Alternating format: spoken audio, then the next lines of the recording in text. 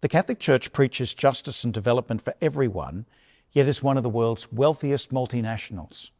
You've probably heard this accusation of the Church's hypocrisy before, but behind this apparent contradiction lies a deeper story about faith, responsibility, and the way the Church engages with the world. Sometimes Catholics are stung by this criticism. There's something healthy about that, because there's always more we can and should do about our detachment from materialism. At the same time, however, our accusers should be reminded of three realities that spoil what they think is a good winning story. The first is that in commercial terms, the Church is asset-rich and cash-poor. Many established churches, through generosity and good planning, have a large plant on decent real estate. But I don't know a diocese, religious order, parish, or church agency that has a generous cash flow. We rely on your goodness to keep going each year. Our real estate is often our only collateral for our borrowing, and almost always done to improve the services we can render the people of God. Sell the land, it's lost forever. Secondly, our Catholic family's commitment to the poor is greater than any other comparable organisation. Outside the United Nations and governments, Catholicism is the largest provider of education, healthcare, welfare, personal assistance and aid to the developing world. We have the largest, lowest paid charitable workforce of any international group. And from the earliest Christians to this very day, some Catholics have loved and served the poor so faithfully that they died with them and for them.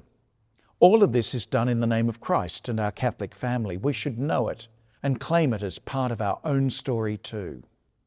Thirdly, the greatest asset we have, of course, is you, Christ's faithful people who witness day in and day out to the power of Jesus' life, death and resurrection.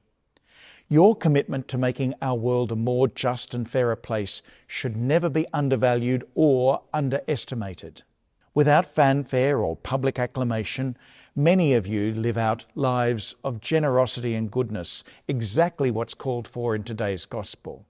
For those of us who don't, then there's no question that Jesus' question in this Sunday's gospel is a sharp one. Which master are you going to serve? Jesus' invocation of the master-slave relationship in regard to money is profound.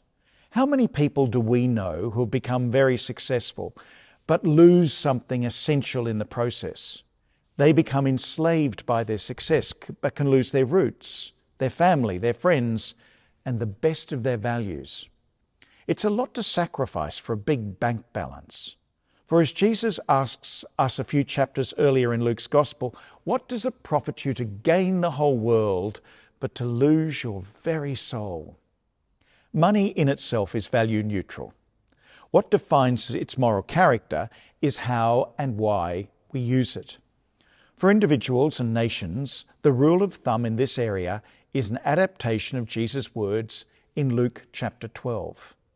Those to whom much has been given, much will be required. For Christians who through the use of their God-given talents and gifts become successful and wealthier, then the obligation to share and be generous increases with every step up the ladder we take. But this doesn't put a dampener on our initiative. It defines the moral character of our hard work and our good fortune.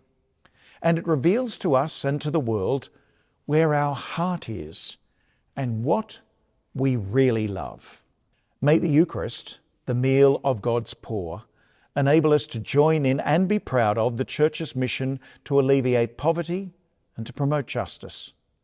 And may it give us the courage to keep serving the one Master who sets all captives free and does fulfill the greatest desires of our heart.